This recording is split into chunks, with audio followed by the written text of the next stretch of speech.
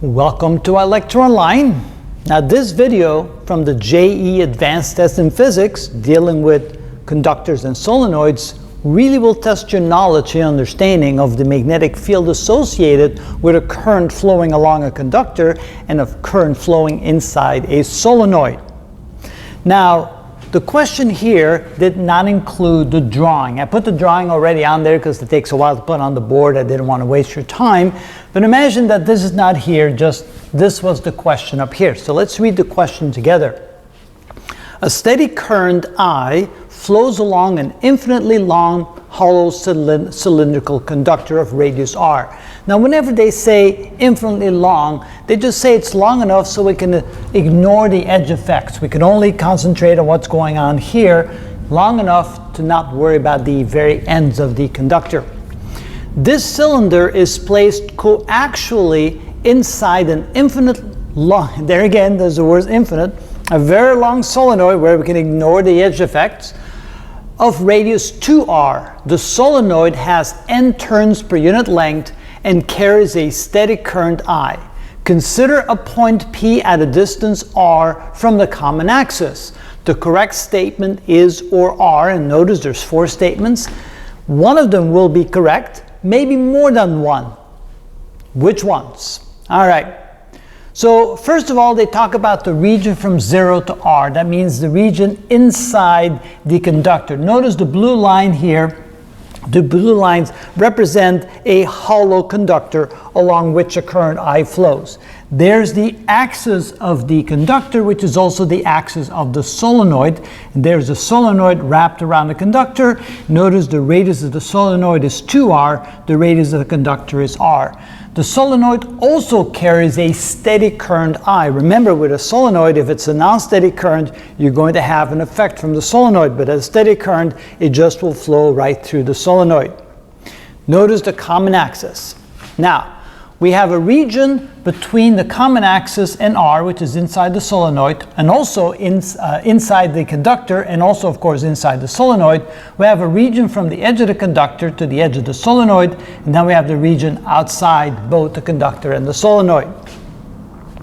Now, the first statement says, in the region from 0 to R, that's inside the conductor, the magnetic field is non-zero.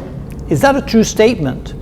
Well, if we only consider the conductor, that would be a false statement, because if you point your fingers along the direction, your thumb along the direction of the current, the magnetic field would be around the conductor, but on the outside of the conductor, which means the magnetic field inside would be 0 if there was only conductor there. But with a solenoid, it's the other way around. You take your fingers in the direction of the current, and notice there will be a magnetic field inside the solenoid, which includes the region inside the conductor. So there will be a magnetic field. So therefore A is a true statement. The magnetic field is non-zero inside that region. So that's a true statement. A is correct. How about B? In the region from R to 2R, the magnetic field is along the common axis, meaning it has the same direction as the common axis. That's what we mean by along the common axis. Is that a true statement? Well, notice that outside the conductor, we have a magnetic field due to the conductor, and notice that magnetic field wraps around the conductor. So it's not along the common axis. That alone would make statement B false. However, if we consider the solenoid, and you see that the current goes around the conductor like this, then you can see that your thumb points in the direction of the magnetic field, so there will be a magnetic field that's parallel to the common axis because of the solenoid, but there will be another field on top of that that's circular around the conductor, which is not along the common axis. So that part of the magnetic field makes B an incorrect statement. C. In the region, again, between R and 2R, the magnetic field is tangential to the circle of radius r centered on the axis. That was the magnetic field we were talking about that's caused by the conductor.